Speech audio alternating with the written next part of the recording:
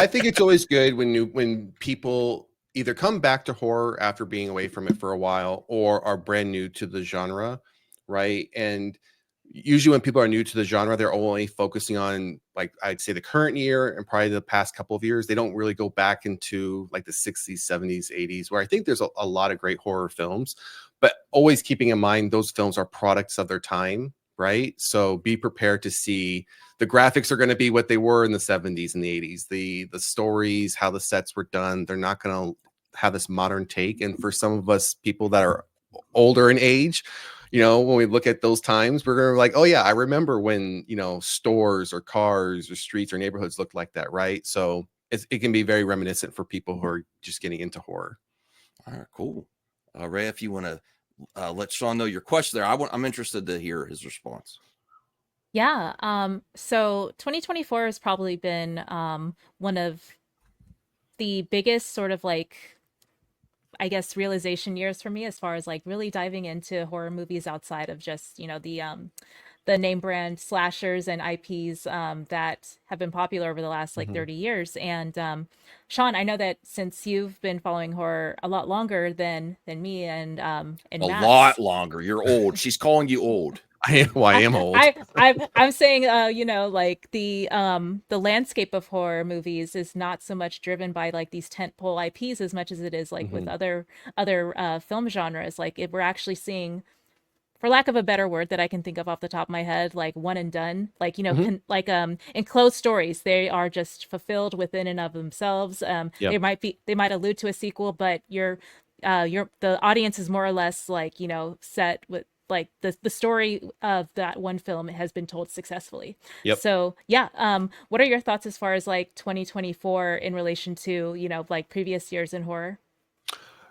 So I think we had it. So I think we had a time of horror again. You had the foundational decades, the 60s and 70s, right? When you got into the later 70s, into the 80s, that's when we saw a surgence of, we'll call it the the original slasher era, because you had Halloween in what, 78, 79, then you had Halloween 2 in 81. After Halloween 3 came out, Halloween was pretty much dead at that point. And I mean, we could always go into why Halloween 3 happened and why it stalled that franchise for almost 13 years. And that had to do with ownership behind the scenes not wanting to do more Halloween, and some people did. So then you saw a surgence of Friday the 13th, Nightmare on Elm Street, right? Texas Chainsaw Massacre was in 73, 74. And then we started seeing all those subsequent sequels, right? So there was a long stretch of time you had that classical horror. Then you got this time period where it felt like horror was not seen very seriously. It was almost seen as a joke. It was seen as one of those genres that doesn't get looked at for awards, doesn't, again, not taken very seriously. It was just one of those things where it's just The considered like, dark times. like trash entertainment, so to speak. And it was. And there, don't get me wrong, there are some horror films out there that are just outright not good. We saw that resurgence in the late 90s with Scream, with I Know What You Did Last Summer, was trying to bring back the slasher film. Wes Craven was trying to bring back eyes on the genre. And then Blair Witch Project happened again. Now you're getting into the found footage kickoff, right? Now that, I believe, has led us up to, again, some not so good years, but as we got into the 2020s, I'll call them, especially this year, it's been a big year for horror. I think 2024 has probably been one of the biggest years for horror, and where horror has Okay. been looked at a bit more seriously. And I say more seriously as I'll use an example of like The Substance. The Substance took everyone by surprise. And not for the fact it had Demi Moore in it. It was just the fact of how well the story was told and how well the story flowed in that film as a body horror, like a body image horror film. And a body image horror film, you don't, I mean, if you'd have said that 10 years ago as a subgenre, everyone would have been like, what are you talking about? Now it's a new subgenre. And now we're not just seeing this one, we're seeing another one called Grafted come out next year. That's down this body horror image subgenre. We saw like Long Legs, like we're talking about like a lot of these one and done films. You saw Late Night with the Devil, that were very siloed stories, great stories, and you didn't feel like you need a sequel to them. They were Okay. great standalone films for the genre, got attention, and I think 2024 has set up not just a great year for going into 2025, but again, it's the genre is going to be taken a little bit more seriously now. Like, hey, they're here to play ball with everyone else now. They want to be looked at, taken seriously. And Terrifier 3, it's I think Terrifier 3 was a lightning in a bottle situation because no one saw the impact, especially from a revenue perspective. No one thought it was going to make over $100 million. No one. Okay. And it did. And it even got a re-release. How many horror films have you ever seen get a re-release on Christmas Eve and Christmas? I can't think of one outside of Terrifier. And then when you have Art the Clown ringing the closing bell on the New York Stock Exchange, What? you have a video game coming out called Art Arcade. Yeah, I actually was going to talk about that. Yeah, you have all this merchandise coming from this film that had such a small budget, made so much money. And I think that there is a prime example for all the independent filmmakers that are in horror, that we're seeing a lot of indie films this year and into next year, to say, hey, why not me? Why can't my film get that? Because Terrifier started out with a very low budget and had great profits, but it kept building bigger and bigger and bigger, right? So I think this year has, set us up as a genre. And for Art's gonna get his. I think as a genre, this year has really set the foundation like that for us as a kickoff point going into the years to come. Cool. That's great to hear. You gave us a whole history. Rhea, Yeah, whole history. that was easy. We could do this all day. We could just come up with a question. He took us on a journey of the history of horror. That's great to hear. And also from what you were saying about these, Rhea, and what Sean, you were saying about these one and done. This is to all you movie fans complaining out there that you don't get original new stuff. Have you watched horror? Because that's very refreshing that all these new ideas and things come out and they're being watched, talked about, embraced. And I keep hearing about this. I have to watch The Substance now. I gotta watch this one. Yeah, Substance. Don't sleep on that one. Do not. I enjoyed The Substance. I absolutely did. I will say there is one thing I did not enjoy about The Substance whatsoever. Okay. And it's hard. I don't want Without spoiling it. yet. It's hard to say not spoiling it, but when you watch it, and then let's have a conversation about it, because okay. I'd say 99% of the film I enjoyed. It's that 1 to 2% of it that just like, really, this is what we did. That just kind of just took away the impact for me. Okay. Ray, do you have thoughts on the I don't know if you've seen that one or you're interested or that subgenre. With Demi Moore, did you see that one? No, I haven't seen that film yet. There are definitely other films that I have seen this year that I'm glad that Sean did actually give us a recommendation for. Late Night with the Devil. I literally watched that as soon as he recommended it, and I'm very pleased with that decision, especially since we kind of see these studios like A24 definitely being like the forerunner as far as like, I don't want to say avant-garde horror, because there are a lot of like crowd pleasers there too, but they are very much experimental, and they do have a track record of success with non-conventional stories. But also we've been seeing Shudder. Shudder is the horror streaming app service, right? But now they also produce films for theatrical release too. And I've liked Late Night with the Devil and what is the In a Violent Nature. So yeah, both of those films I love. Really? So yeah. So I guess like my point is that like these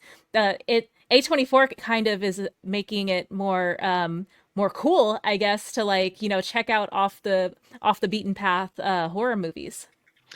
So real quickly, I want to respond to this. So with A Late Night in the Devil, the reason why I love this film, I love the time period set in the 70s. It's and as we've talked about before, it's a very closed locational film. It's happening literally in one spot the entire film.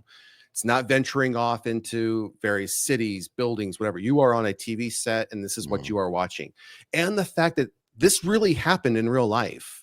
Like you had like Johnny Carson having people like, I don't know if any of you guys have ever heard of Uri Geller.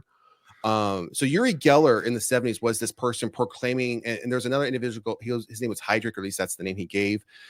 Just two examples of people who went on shows like Johnny Carson, all these talk shows, claiming they have this psychic ability. And They would do these tricks, if you want to Yeah. call them that, and they literally convinced everyone that they had these powers. But then you had someone like James Randi, who was a magician, and he knew how they were doing it, and he would challenge them, say, if you can do this in a controlled environment or with controls and rules I put in place and with the objects I give you, I will write you. He always carried around with him a check for $1 million. And he literally said, I will sign this check over to you right now if you can do it. And one time on Johnny Carson, Uri Geller was like, him and hawing, oh, well, I'm not really feeling the powers right now. The lighting in here is blocking my powers. He always had these excuses. And James Randi actually had a show. I don't want to call it a game show, but there was a show that ran for a little bit. And he had all different people, every show, probably up to 10 people that claimed they had all these abilities from around the world. And none of them could ever do it. No one could ever pass these tests. And if you have these abilities, you should be able to pass these tests. So that's why I just love A Late Night with the Devil, because it played off of something that really happened during the 70s and was happening across the 70s. Now, A Violent Nature, I wanted to love that movie. I wanted to love that film so bad. I was so excited for it. And outside two of what they are calling the most iconic kills in recent horror, I just that's where I keep couldn't- seeing that clip. yes. That's no, I don't know if I can handle that one. I saw I that just clip. couldn't get behind this film. I saw that clip on X. Oh I my felt god. like it was, to me, it didn't live up to the hype. But one film that's coming out that's kind of tied to not tied to this, but has the same concept, is called Presence. It's with Lucy Liu.